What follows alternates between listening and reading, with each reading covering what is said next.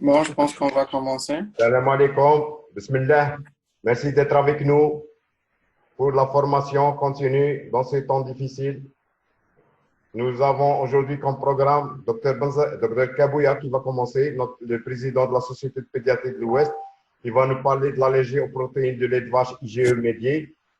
Puis professeur Drali de CHU Parnay qui nous a fait l'amitié et le privilège de nous parler de la vitamine D, des nouveaux aspects de la vitamine D, cette vitamine qui nous donne toujours des choses nouvelles. Et Dr Boutiri, autre membre de la Société de pédiatrie de l'Ouest, membre du bureau, qui va nous parler des allergies alimentaires non IgE médiées. Donc, on va commencer tout d'abord par Dr Kabouya. Les animateurs aujourd'hui seront les deux Selim. Le moins jeune, c'est Dr Banzaga. Le plus jeune, c'est Dr Karam Steva.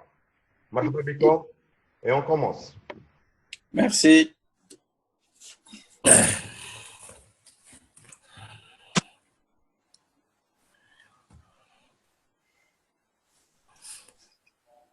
Alors.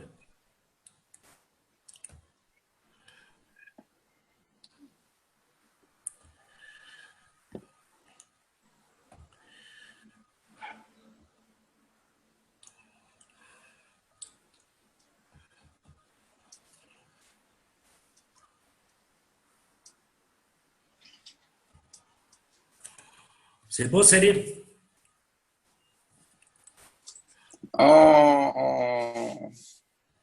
C'est bon. Diaporama? C'est bon. Diapo. Oui. Allez, bon courage. Merci, Monsieur le Président et Monsieur le modérateur principal. Salam alaikum à tous les participants. Sabah al-khair alaikum.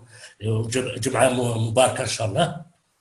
Et donc, ce matin, on va parler pratiquement le gros de ce webinaire, c'est les allergies en général. Donc, aujourd'hui, moi, je vais parler des allergies dans ces formes IgE médiées. D'accord? Alors, au départ, j'avais mis un titre qui était intéressant, la forme IgE médiée sur 30 points. Et vous allez voir qu'au fur et à mesure, vous allez voir des numéros. Donc, c'est des numéros qui signalent les points les plus importants. Et à la fin, d'accord, sur ces 30 points, j'ai retenu seulement 9 points, en quelque sorte les mots-clés de l'allergie aux protéines de lait de vache dans sa forme IgE médiée, dans sa forme aiguë. Donc tout d'abord, je commencerai par la définir. Alors, la définition de l'allergie aux protéines de lait de vache, c'est une définition de l'allergie alimentaire qui est définie par la survenue de manifestations cliniques qui sont dues à une réponse immunologique spécifique, anormale et reproductible. Vous avez remarqué que déjà, j'ai signalé le premier point, reproductible après ingestion de certains aliments. Donc, reproductible, cette notion de immunologique et reproductible est très importante. Après, on verra pourquoi. Vous la retenez. Le deuxième point, d'accord, il faut savoir que l'allergie alimentaire en général représente, selon l'OMS, la quatrième pathologie chronique chez l'enfant, après celle du cancer. Enfin, c'est la quatrième pathologie chronique chez l'enfant ou chez l'adulte, après celle du cancer, des maladies cardiovasculaires et le sida. Après viendra les allergies alimentaires. Il faut savoir que l'allergie alimentaire est la première manifestation de l'atopie en général. Elle représente à peu près 8% chez l'enfant. Une fois l'enfant a déclenché ce phénomène d'atopie, il va pratiquement toute sa vie garder cette histoire d'atopie, ce que les anglo-saxons appellent atopic march. Alors, parmi les allergies alimentaires, l'allergie aux protéines de lait de vache, il faut savoir que c'est la première qui va apparaître chez l'enfant parce qu'il est confronté au lait. D'accord? Donc, il faut savoir qu'en général, la PLV, quelle que soit sa forme, survient dans 30% des cas avant un mois, mais 90% avant un an. Il faut savoir que l'allergie aux protéines de lait de vache représente à peu près 2,6% des allergies, pas l'incidence, mais des allergies. De mécanismes, d'ailleurs, je pense que même le docteur Bouchiri va en parler, il y a deux mécanismes. C'est où le mécanisme immunoallergique a été prouvé, d'accord, soit cliniquement, soit par des bilans allergologiques ou par des TPO. Et le deuxième, où le mécanisme immunoallergique n'est pas prouvé, d'accord? Et dans ce cas-là, on pourrait parler d'intolérance. Cette intolérance serait soit un aliment simplement histamino-libérateur, soit c'est une intolérance, par exemple une intolérance au lactose, peut donner l'impression que c'est une allergie, mais en fait, ce n'est pas une allergie, c'est simplement une intolérance.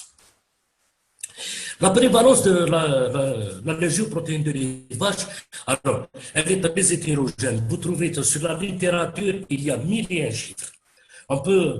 Mais il faut savoir que ce qui est ressenti n'est pas forcément juste. Il faut savoir que l'APLV ressenti, c'est-à-dire que parfois la maman viendra vous dire, dès qu'il a pris du lait, il a eu des manifestations, il a eu tel ou tel signe. Mais quand vous corrigez ça quand vous cherchez avec un bilan allergologique ou un TPO, en fait, vous retrouverez que 0,6% d'enfants qui ont réellement une allergie aux protéines de lait de vache. En Europe, le taux d'incidence serait moins de 1%. En Algérie, il y a eu des chiffres, j'ai trouvé quelques chiffres que Dr Hamid, notre ami Abed, a bien voulu me les filer. Alors, au centre d'Alger, l'incidence serait de 1,8%.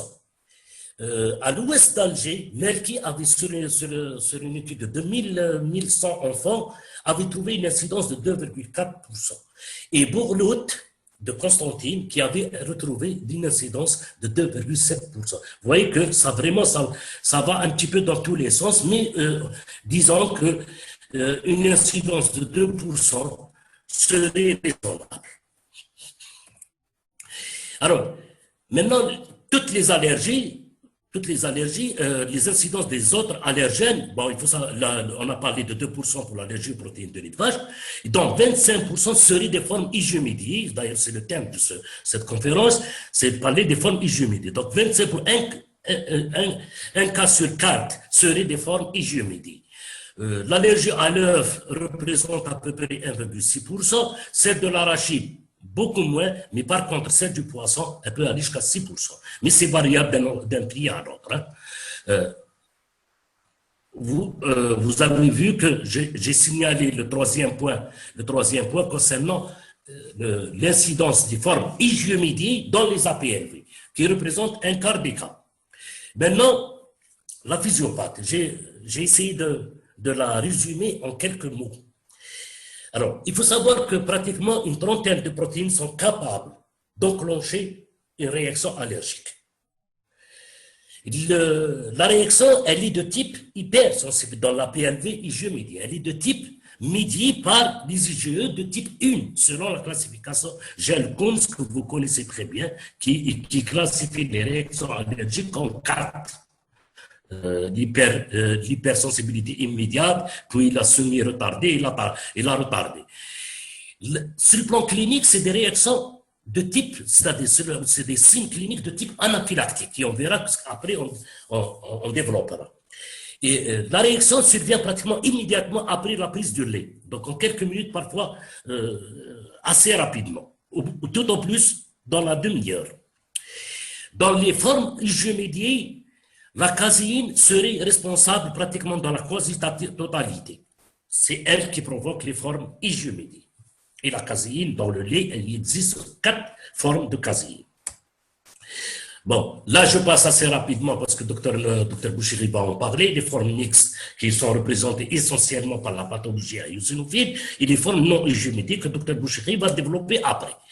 Alors, quelles sont les cibles des APLV en général ou des allergies en général? Il faut savoir que le tube digestif est atteint dans 60% des cas. Après viendra la peau. Et après, donc, qui atteint dans jusqu'à 10 à 39%, le poumon dans 30% des cas, et la forme donc, systémique, c'est-à-dire la réaction, le choc anaphylactique, peut survenir dans 9% des cas, dans les allergies alimentaires ou la PLV hygiomédiée. Alors, cette plaque, pour moi, c'est l'essentiel des formes IG-médiées de la géoprotéine de lait de vache. Alors, comme je vous l'ai déjà dit, 3 organes sont ciblés, donc le tube digestif, qui va s'exprimer par des réactions, on en a parlé, de ce qu'on appelle l'anaphylaxie digestive. Ça va du syndrome oral, c'est-à-dire le gonflement de la bouche dès qu'il est en contact avec le lait, jusqu'à la diarrhée glérosanguinolente et des vomissements sévères. La peau est touchée donc la peau s'exprimera en cas de réaction allergique sévère par un urticaire ou un angioœdème ou un rash morbidiforme, d'accord, qui peuvent toujours des réactions qui surviennent assez rapidement. Les poumons sont l'appareil respiratoire s'exprimera par une rhinoconjonctivite, un bronchospasme ou un rouillisque. Et enfin, les signes généraux, c'est surtout le choc anaphylactique le plus redoutable. D'accord. Ces signes-là sont dans les APLV, forme hygiénique, sont retrouvés d'une manière de 2 à 3 signes sont retrouvés chez les nourrissons. D'accord. Alors pour les autres formes, je passerai assez rapidement parce que là, la pathologie eosinophile et les formes non hygiéniques que le docteur Bouchekhi va développer après. Maintenant, comment on fait un diagnostic d'une APLV forme hygiénique? C'est l'interrogatoire, c'est le plus important avant de parler d'un bilan, de ceci, de cela. L'interrogatoire qui va essayer de rattacher les manifestations cliniques à la prise de lait. D'accord. Et surtout ce qu'on appelle le timing, c'est-à-dire il a pris du lait maintenant, au plus tard, une demi-heure après, il a eu cette réaction. Cette réaction, c'est-à-dire les signes cliniques qu'on vient de décrire. Le bilan, d'accord, bien sûr, le bilan viendra, tout ça va être conforté par un bilan allergologique qui, lui, se base essentiellement sur ce qu'on appelle les tests cutanés et éventuellement les IgE spécifiques. D'accord. Bon, maintenant, l'atopie patch test qui était délaissé pour les formes retardées, on n'en parlera pas. Mais le plus important reste, c'est-à-dire la voie d'investigation la plus importante reste le test, le TPO, c'est-à-dire le test de provocation orale, qui lui, vraiment, c'est la référence des moyens d'investigation, ce Gold Star, d'accord, qui permet de confirmer ou d'infirmer la PLV.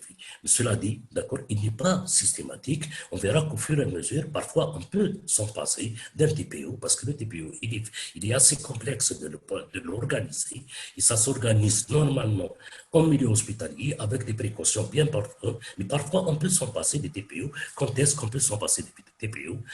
On verra après. Alors, le bilan allergologique, j'ai parlé des tests cutanés. Les tests cutanés, donc, vous le savez trop bien comment que ça se passe. Ils sont illustrés sur cet enfant-là où vous avez le témoin et le lait. Et vous avez des papules qui réagissent par rapport au témoin, mais soit la moitié d'une papule dont le diamètre est au moins la moitié ou dépassera les 3 mm. Il est déjà positif à 3 mm. Il est franchement positif à 15 mm. À 15 mm, vous n'aurez plus besoin de faire un TPO. Si vous avez un prick test à 15 mm, franchement, là, la PLV dans sa forme hygiénique est certaine à ce chiffre-là. Quant aux IgE spécifiques, bien sûr, ils sont faits selon les races. Ils sont détectables déjà à 0,10. On peut les détecter, on peut détecter les IgE dirigés contre le lait de vache. Ils sont franchement positifs au-delà de 0,35. Et à 0,35, on dit qu'à 0,35 équivaut un test cutané positif. Et pratiquement, il n'y a aucune discussion quand ils sont au-delà de 7 kilo-unités internationales. Là aussi, vous n'aurez même pas, si vous avez ce chiffre d'IgE spécifique, vous n'aurez pas besoin de faire un TPO. Donc, les IgE, ils permettent non seulement de diagnostic, d'accord, ils ont une valeur prédictive positive à 95%, et ils permettent également de suivre la PLV, d'accord, c'est-à-dire l'allergie aux protéines de lait de vache. Ils permettent surtout de surveiller la survenue de la tolérance, c'est-à-dire qu'on verra après que si après un régime d'exclusion, le taux d'IgE chute à 50%, vous avez à peu près une chance sur trois d'avoir l'enfant a une chance sur trois d'avoir acquis la tolérance, c'est-à-dire qu'on peut lui donner du lait. Si les taux d'IgE chutent à moins de 90% du taux initial, on est pratiquement 2 chances sur 3 qu'il y ait une tolérance. Vous voyez que déjà, les IgE spécifiques peuvent vous donner une idée sur l'acquisition de tolérance, ils peuvent vous éviter un TPO. Alors, qu'est-ce que c'est le TPO? Le TPO, depuis tout à l'heure, on en parle. Qu'est-ce que c'est? Bon, les anglo-saxons appellent ça double blind placebo challenge food control ou test. On a dit, c'est un test de référence. Il permet tout simplement de reproduire la réaction reproduire une manifestation clinique devant vous, basée bien sûr sur l'histoire clinique. Après une suppression, vous enlevez le lait, vous allez redonner du lait. Il permet de confirmer donc le diagnostic. Il permet de contrôler l'acquisition de tolérance. Il permet de voir à quelle quantité l'enfant va réagir. C'est ce qu'on appelle une valeur seuil réactogène. Il permet bien sûr également de catégoriser, de chercher le type de réaction. Quel type de réaction il va faire dès que vous donnez du lait? Est-ce que c'est des manifestations de type anaphylactique ou au contraire des manifestations plutôt retardées? Bien sûr, il se fait après un délai d'éviction de lait de 2 à 4 semaines, d'accord? Mais je le répète, on ne fait pas de TPO si les tests cutanés et les IgE sont franchement positifs avec une histoire clinique, surtout si la réaction initiale a été sévère. C'est le 16e message que je voulais passer. Alors, cet algorithme va essayer de nous montrer comment on peut éviter test de provocation orale, vous pouvez l'éviter si vous avez, je l'ai déjà dit, si vous avez des tests cutanés qui sont franchement positifs au-delà du seuil de valeur seuil, c'est-à-dire, j'en ai parlé, un test cutané montrant une papille au-delà de 15 mm, vous n'avez vraiment pas besoin de faire un TPO, vous avez confirmé votre diagnostic d'APLV. Si vous avez des IgE spécifiques qui dépassent les 7 kilo-unités, vous n'avez pas besoin de tests cutanés, de TPO, ni de tests cutanés. En revanche, s'ils sont au-dessous des seuils, au-dessous du seuil, des valeurs seuil, c'est-à-dire inférieur à 15 mm ou inférieur à 7 unités, là, vous êtes obligé de confirmer par un TPO, c'est-à-dire vous supprimez, vous lui donnez 2-3 semaines, et voir la réaction, si l'enfant réagit, reproduit les mêmes signes cliniques. La prise en charge, alors, comment on prend en charge la PLV dans sa forme hygiénique? Bien sûr, la prise en charge, le pilier fondamental de la prise en charge, c'est la suppression de ce lait qui a été responsable de toutes ces manifestations cliniques. Donc, suppression de lait et ses dérivés. Alors, par quoi on va le remplacer? Par ce qu'on appelle des hydrolysats poussés. Qu'est-ce que c'est cette histoire d'hydrolysats poussés? C'est du lait de vache dont on va dégrader le poids moléculaire de ces protéines, on va essayer de donner des poids moléculaires qui soient inférieurs à 3000 Dalton.